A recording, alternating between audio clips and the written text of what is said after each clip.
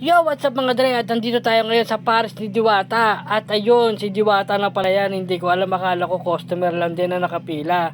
Nagulat ako nung tinawag siya na Diwata, pa-picture. Yun, narinig ko. At tuloy-tuloy na nga, may rami na nagpapapicture sa kanya.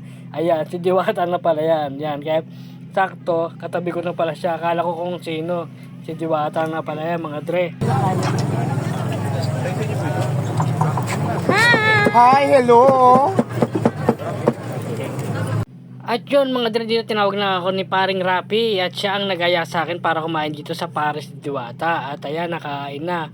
Dahil siya na yung pumila, nasa biyahe pa ako papunta dyan sa may pesto ni Paris ni Diwata na yan. Nakapila na siya, kaya ready to eat na ako nung pagdating. Kaya hindi na ako masyado nakapag-video at nakapag-vlog dyan. Ayun, kung mapapansin nyo, sobrang haba talaga ng pila rito.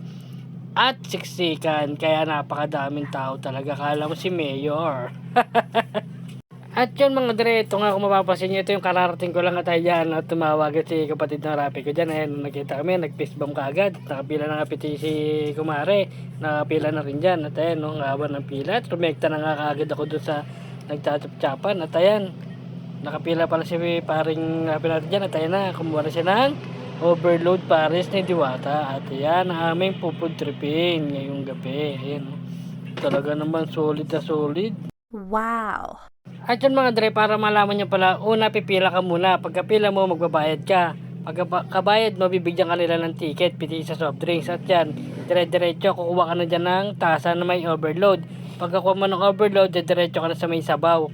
Yan, para lalagyan na ng sabaw. After nyan, kukuha ka naman ng rice, yun. Pagtapos mo kumuha ng rice, yun, diretso ka na sa soft drinks. Pwede ka na kumuha.